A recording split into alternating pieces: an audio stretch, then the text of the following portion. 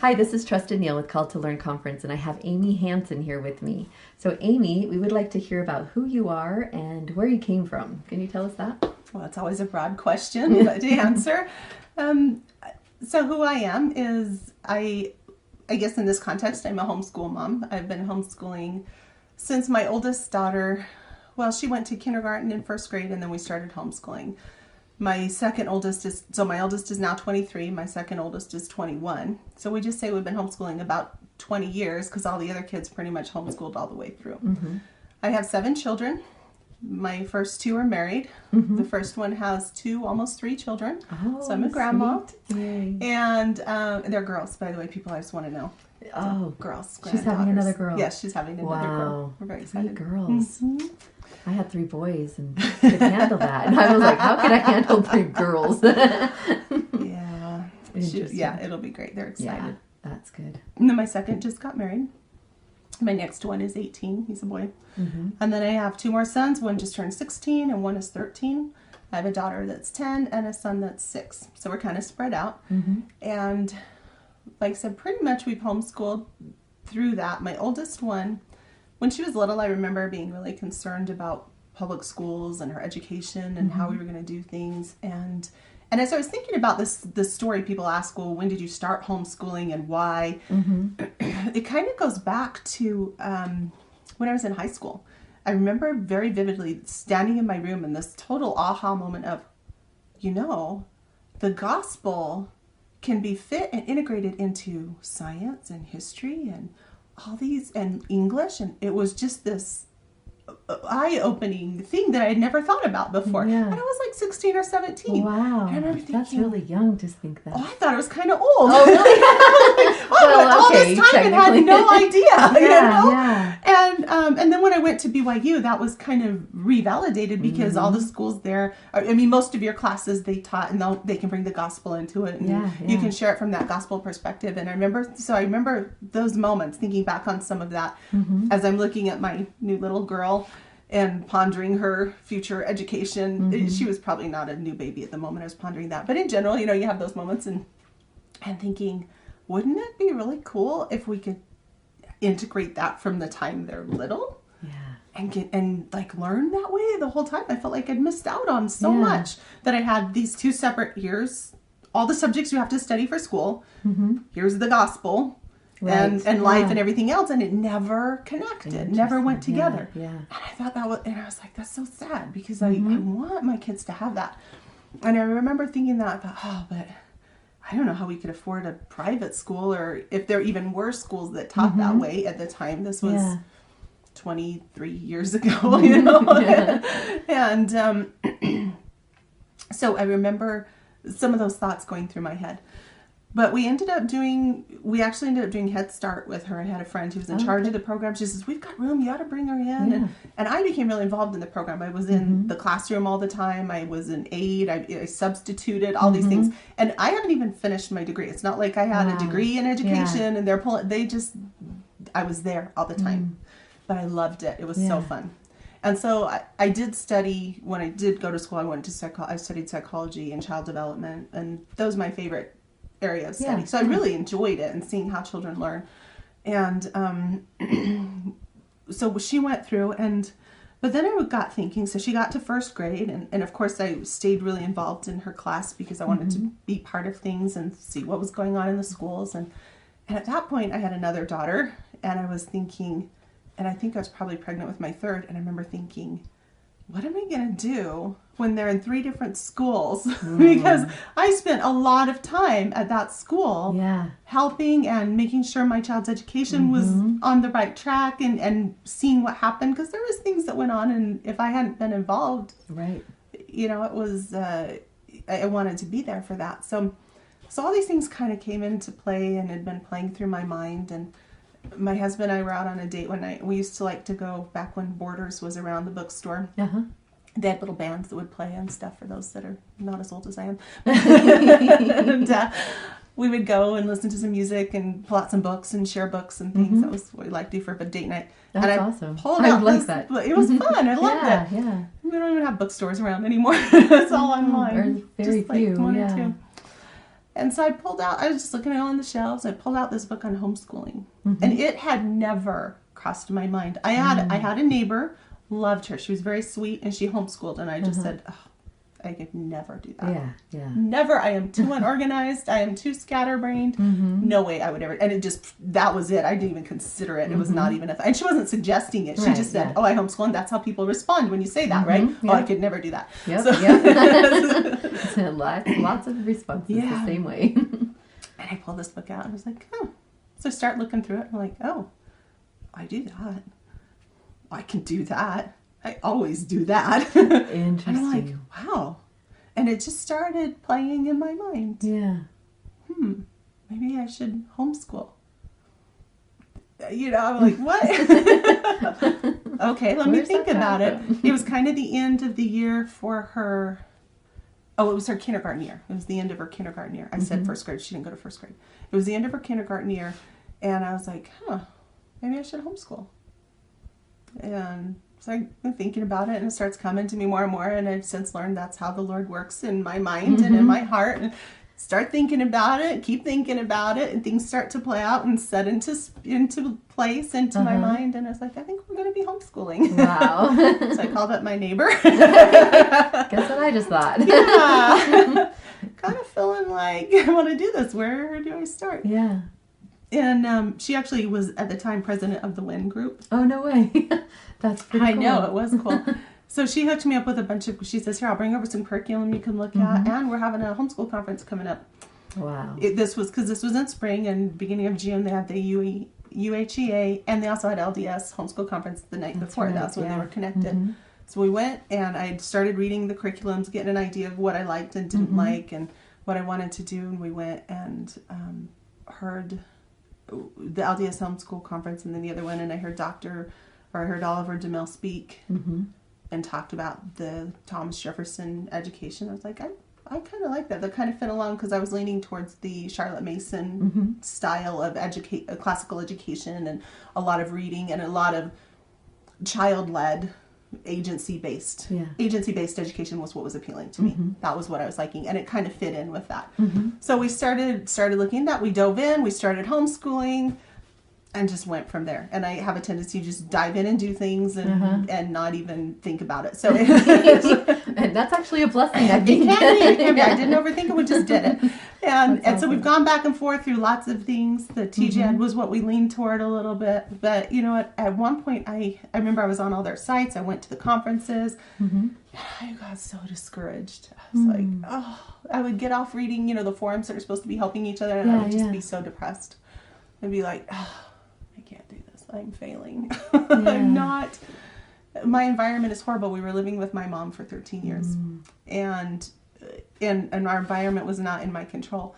And I was not feeling like I could even control TV time or anything else. It was very frustrating. And I was so discouraged. And finally, I just had the thought, you do what works for your family. Every situation is unique and different. And just because one person was able to make this happen this way and do it successfully doesn't mean that's what's right for your family. Yeah. And I really felt that strongly and felt the Spirit say, you have to be guided by the Spirit and teach what your children need and the way they need it. And it's going to look different. And so I quit getting on those forums and I just moved forward with my own stuff. And one other thing that really influenced me was I had a really good friend that sat down and shared a quote with me, and I apologize that I don't remember who the quote was from. I want to say Troy Hinkey, but I don't know for sure. Okay. But we were talking about it, and she shared this idea that if you were to just pull your children out of public school, and for those 12 years they were in public school, if all you taught them was how to live by the Spirit and be guided by the Spirit, then they would learn more than they would have learned anyway. And taking that a little bit further, as I've been homeschooling and been led by that, but that really struck in me. As we teach them to live by the Spirit, they know what to learn. They learn how to learn. They learn quicker. Their mind is opened. The Spirit opens our intelligence and light and truth and all of that. The Spirit and intelligence and truth and intelligence are all linked. So as I started off my goal was to teach my children how to learn. And then one other story, I'll tell you one more story that influenced me. I don't remember where I heard it, but it was floating all over the place about this little child that was so excited and went to school and got into kindergarten, and they're like, all right, teach me, I want to learn, and the teacher says, we're going to do art. And the student says, yay, I love art, it's my favorite thing, I draw all the time. And so they got out their paper, and she gets her pencil ready, she's starting to, wait, the teacher says, don't try that, I got to give you instructions. And, oh, okay, great. Okay, we're going to draw flowers. Yes, I love flowers. Okay, but I want you to draw a flower just like this. And she drew the flower on the board with the stem and the 5 petals and the circle in the middle and the 2 leaves. Okay. Draw it just like that. Great, I can do that. And the student worked really hard, and she drew her flower, made it perfect. And the teacher says, oh, good job, you did great. And so this would happen the next year. We're going to do art. Great, I love art. Okay, but I want you to draw the flower. Okay, I'm getting this. And so, they're getting it, and each year. And so by the 3rd year, they get in and say, okay, we're going to do art. Okay, I know, the flower. Start drawing the flower. But I want you to draw whatever you want. And how do I do that? What else would I draw? And the learning was gone, and the spark was gone, and it was a what to learn.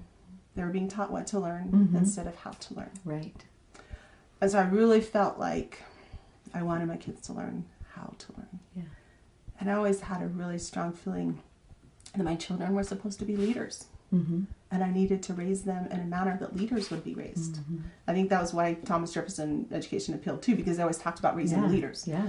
And so there was a lot of principles in there that I felt worked well for leadership education. So I really wanted to focus on leadership education. How am I going to train them to be leaders? And I really feel like this whole generation that's coming to us now are all leaders. Yeah. And they're supposed to be leaders. Sherry Dew said in her book,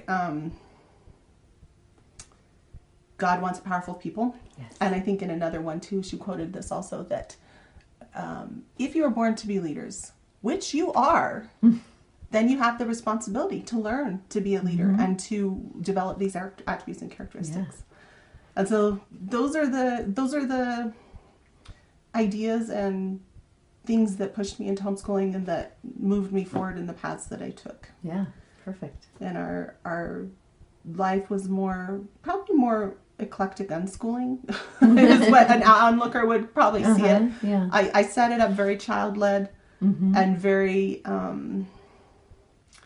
but also tried to keep some principle-based things in there. But I wanted them, I'm like, if they're going to be leaders, once they've been baptized, age 8 years old, they have the right and the ability to kneel down and ask the Lord to guide them and give them, they've got the gift of the Holy Ghost, and they can ask for confirmation about what they want to learn. Yeah. And so, of course, they're still learning and we train them. And so I would do that with them. And I felt like they needed to take responsibility for their education. I wanted them to lead out in it. So we just did a lot of, what do you want to study? And we'd learn that. And, but we always did scripture study. That was always mandatory. That wasn't but they always wanted to. We tried to make it fun and interesting and learn from it. And going to church, those sort of things we just did. So how did you make scripture study interesting? So when my oldest girls were young, and it was, it changes as you get more kids. Yeah. Originally we'd start out we would read, at one point we would spend about an hour in the morning just for study time. We'd pull out maybe the Old Testament or the New Testament, and we'd pull out some maps and see where they're going, or we'd pull out stories about what else was happening, and we'd just kind of say, how does this fit into life? We'd talk about it a lot. Sometimes they'd act something out, sometimes they'd draw something related to it. For a while, and I never was consistent on anything, so that little saying about the most successful parents are really consistent, I always felt like a failure when they said that, because the most consistent thing about me was my inconsistency. So whatever works there, but well, it worked. You're I consistently tried to do something, but it kept changing. For a while, we would memorize a scripture a week. Okay. And I would have them write it down. We'd have a notebook where I'd just say, write your scripture down, and we'd memorize it. We'd make a little song up to go with it, or we'd chant, have a little rap or a chant or something to help remember it. And cool. So that was memorization was important. Memorizing scriptures. Yeah. We did that a lot when my girls were little. And they would go off and quote things. It amazed me how quickly they could memorize these scriptures, and rattle them off. Amazed everyone. But, but I mean, that's like all we were doing when they were little. Wow. I wasn't doing math. We would read together, and we memorized scriptures, and then they played with other stuff. Yeah. And like they had math workbooks they'd play with, or they'd have other things, and we go to the library and get books and just read and learn. And that's awesome. But at that, I really think that helped them later. Mm-hmm. Like my older girls. Okay, so my oldest girl, when she was 12, said we were going to put her in. They were just opening up American Leadership Academy, and it was kind of geared towards homeschoolers at the time, and it was based on leadership education, TJ Ed stuff. She had a really good friend that was going to it. Okay, let's sign you up. So we signed her up. It was kind of last minute when I heard about it, so we signed it up and we did it. We had to go get uniforms, and I was struggling to find the uniforms and the money to buy them. And it was a 3-day weekend. We were planning, trying to get ready, and she was supposed to start on Tuesday. Oh, wow. Yeah, and I think we'd signed up probably Thursday. Anyway, on Sunday night, I was just feeling like, all weekend, I just felt stressed about it. And I felt agitated by it. And I was just like, this is so... And then all of a sudden I stopped and went, oh, wait a minute. Maybe this isn't the right thing. But she wants it so badly. She so wants this. I don't want to tell her no. Yeah. You know, I'm not a good mom saying, no, you can't have it. Right. But I was like, but, you know, we'll just pray about it. So I was kind of praying about it, and I went in to talk to her, and I was like, Marin, you know, I'm just not feeling really comfortable about this. What are your thoughts? She's 12. How are you feeling about it? She says, you know, Mom, I haven't been feeling very comfortable about it either. Wow. I know. I went, whoa. Wow. Good thing you acted on that prompting. Exactly. And especially because I was in Orem, and we'd have to drive to Spanish Fork every single day, 2 ways. And, you know, that wasn't feeling comfortable either. But, you know, I would have done it for her if we needed to. Right. And she's like, you know, I don't really either. And I said, you know, I know you wanted this. We talked about what she wanted. And she said, no, maybe this isn't the right thing. Wow. Okay.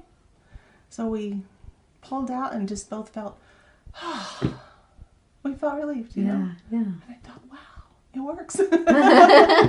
Yay, everything I've taught. those few rewarding mommy moments. Yeah. And so, you know, trying to figure out what to do for her, because she was needing something.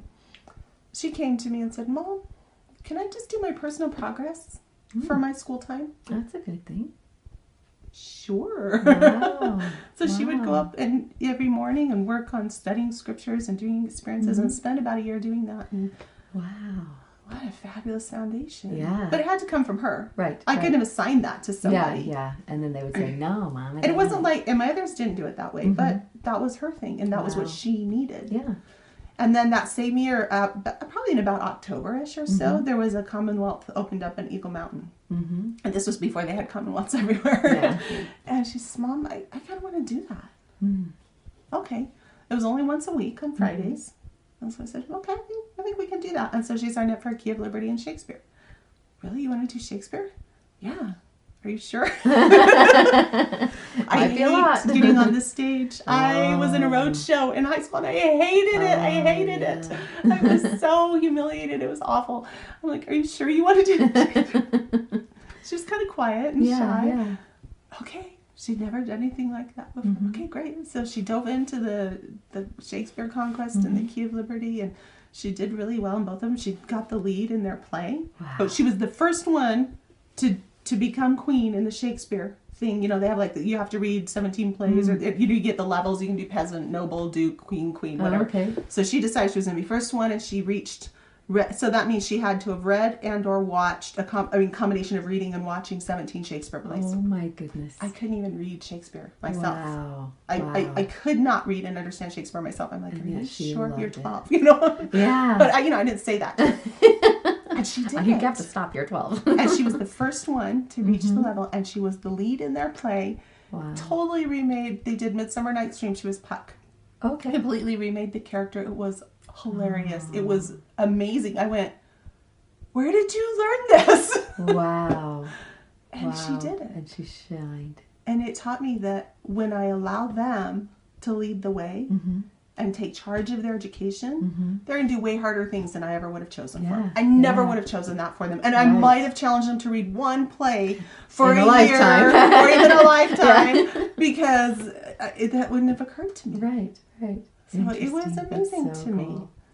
So letting the Spirit lead us and letting them take charge of their education has been a really big part of what we've done. And we've done all sorts of different things. Every year it's different. That's great. So tell us how your kids have turned out so far.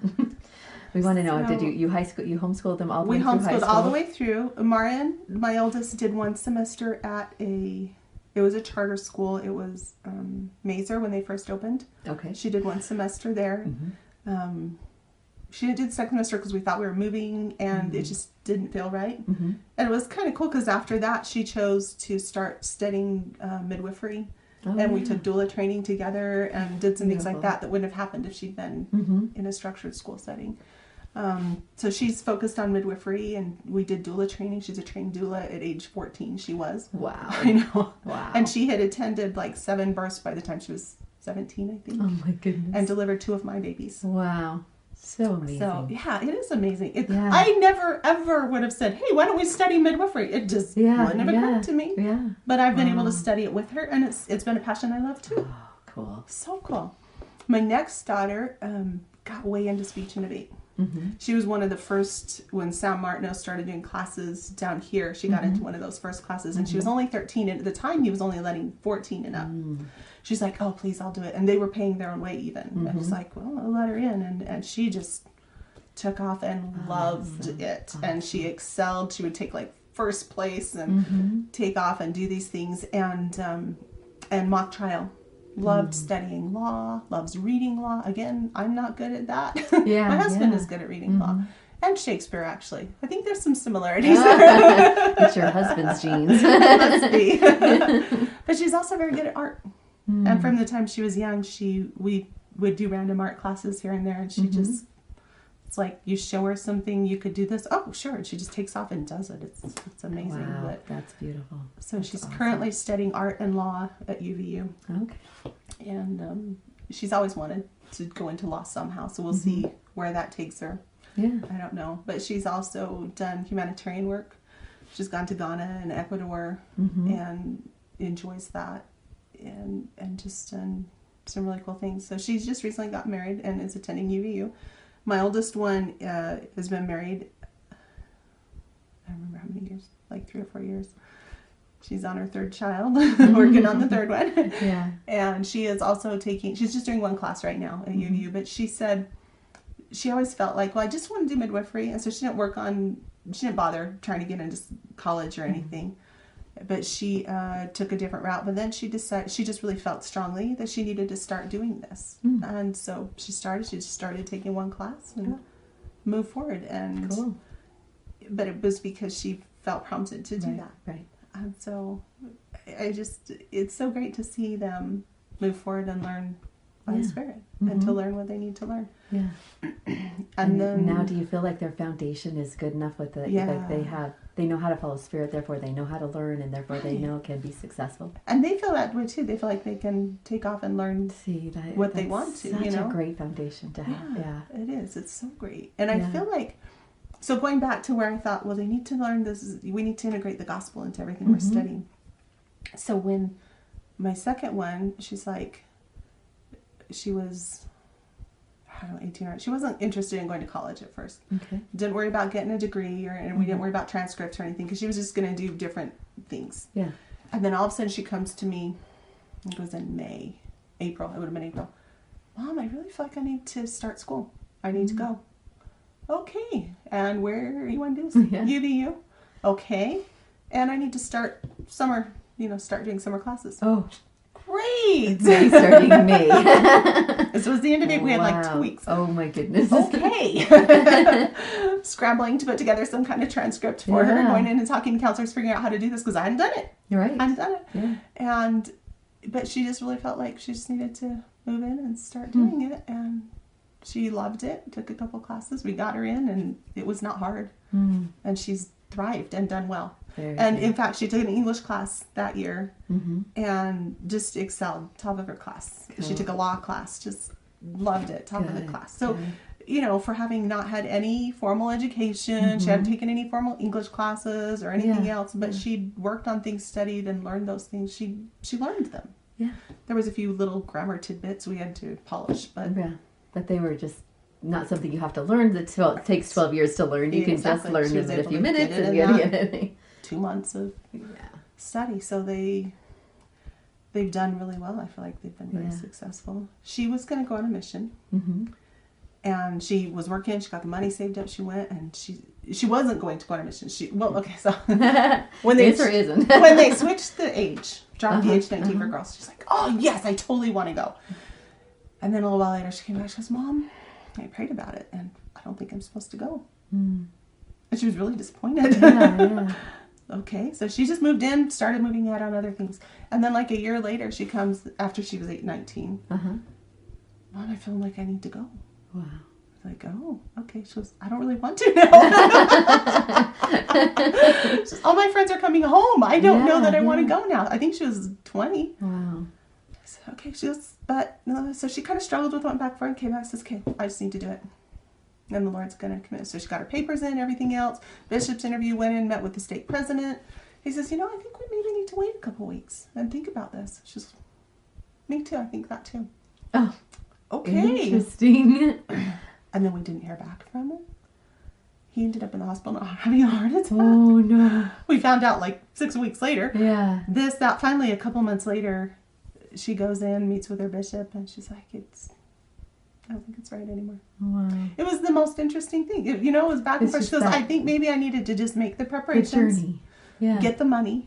I don't think I would have been motivated to make the money otherwise Okay, yeah. and work. Yeah, that makes sense. And then she took the money and she used it to go to Ghana and do humanitarian work, and she used it to go to Ecuador, and she used it for school. So, it still went to good things, Yeah. but she said, no, it's just not what I'm supposed to do. Which Wow. I think is really courageous today, because so many girls, even though they're not required to go on missions, there's a lot of pressure being put on them. Absolutely. Which is too bad, because Yeah. they should be able to stand up and say, this is not my direction, Right. and it's okay. Mm-hmm. Yeah. It's okay. Yeah.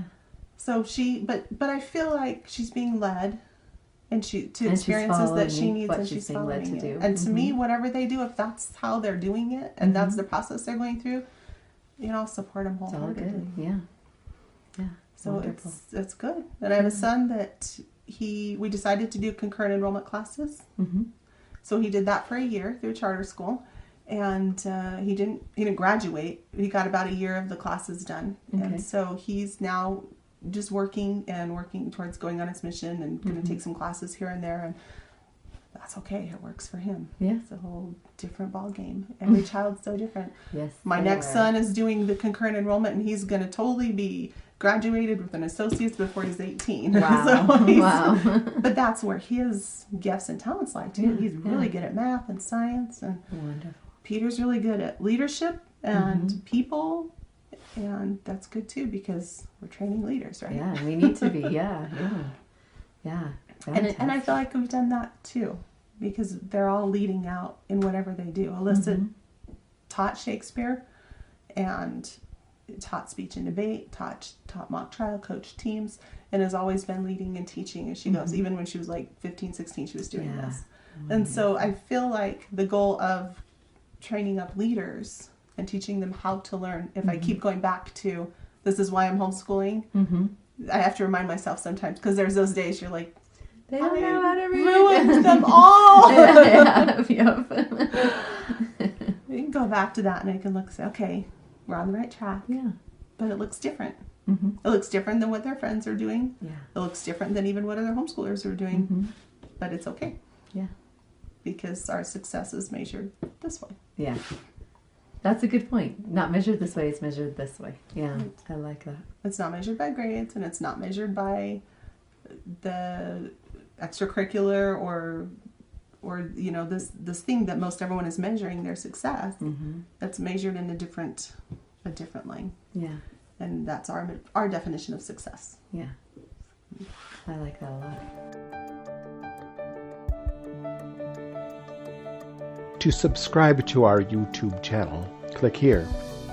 To choose from our gifts and request updates on our most popular topics, visit calledtolearn.com. For more videos like this one, click this playlist. For Table Talk discussions, choose this playlist.